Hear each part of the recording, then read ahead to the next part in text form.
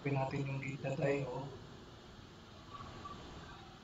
Okay, nakalagay na ako sa gate.io. So dito, ang pagbili natin dito is kailangan naka-open din yung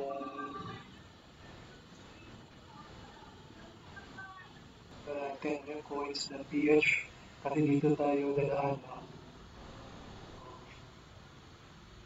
Ito na, may ano tayo. At saka sa XRP tayo dadaan. So first, ang gagawin natin, magdi-deposit tayo. Okay. Magdi-deposit tayo.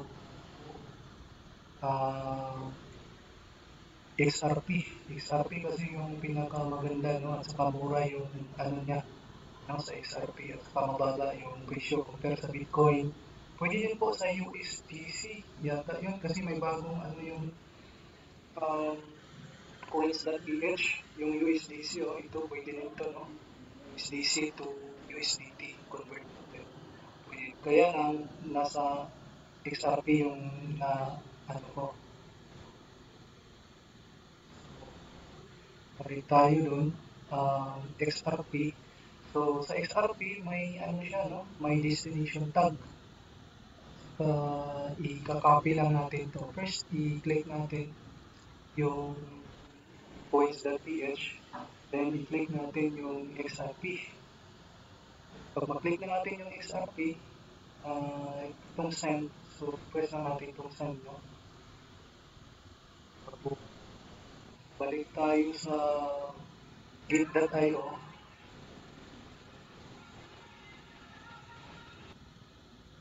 Copy lang natin to. Tapos tayo sa coins.ph. Paste natin dito. Paste na natin, then balik tayo sa git.io. Copy natin yung destination tag. Okay. Then, tayo, copy paste lang natin dito, destination tag. Paste, then yung amount na ano natin. Amount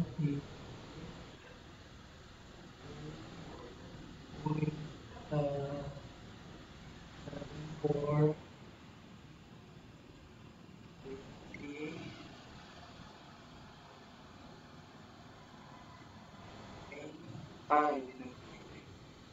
50 lang. Kasi may charge siya, oh.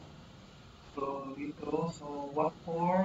Pwede lang, ano, lang, for, ano ba, crypto, pwede, kahit, ano lang, pwede deposit. Crypto lang. Then, continue lang tayo. Kasi ano tayo, no? Mag-send tayo ng instant send. Okay, may SMS code pa siya, no?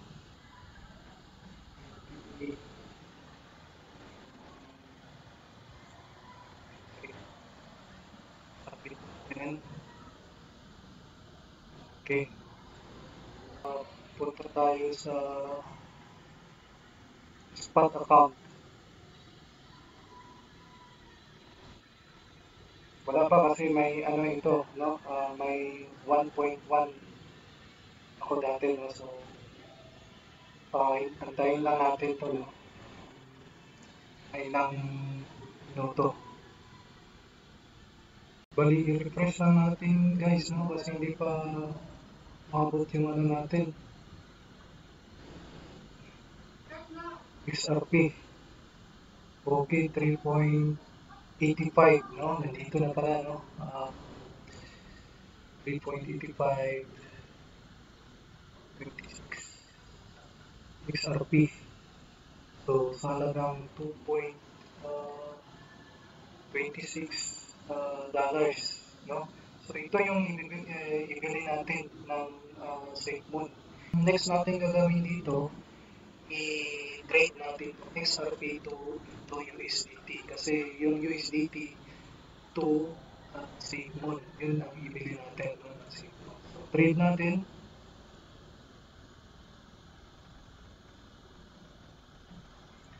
Then, type natin dito yung XRP. XRP. Then, click natin.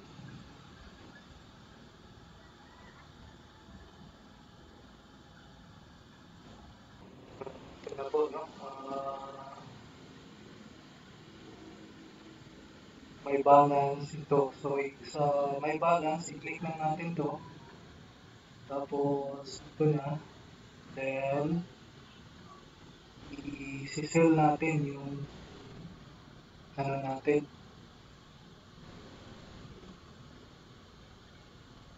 XRP into USDT. So, after dito,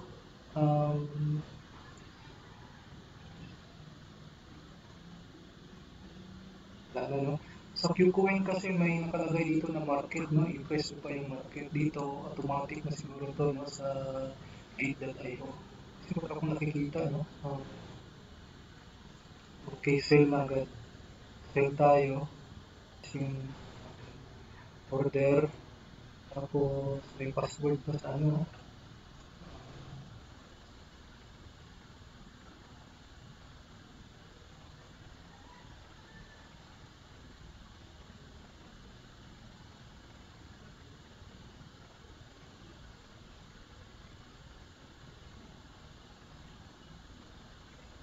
Hindi tayo.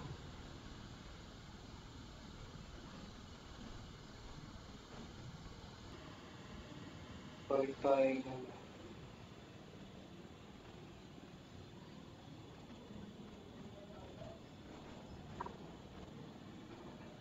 press natin.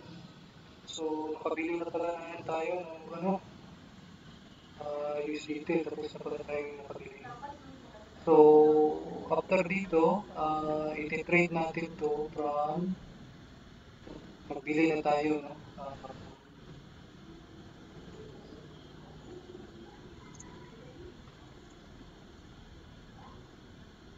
Trade natin to sa pili natin i-SafeMon.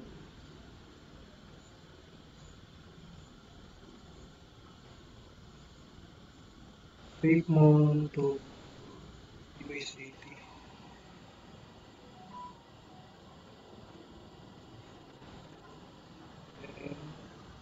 So, dito na tayo, buy tayo ng SafeMon, no? Buy tayo, press lang natin to. Then, buy.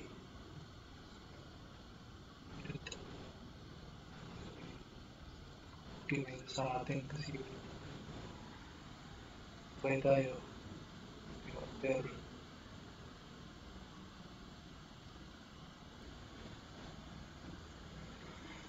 Tingnan natin doon sa ano.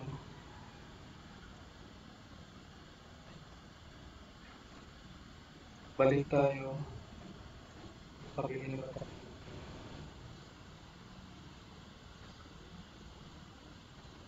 Para natin. Press lang. Okay, nakabili na tayo ng SafeMon. Diba? Talagang $2 plus $0.25 ang SafeMon. So, yun lang po guys, no? I hope nagustuhan nyo yung video. Thank you for watching po. God bless.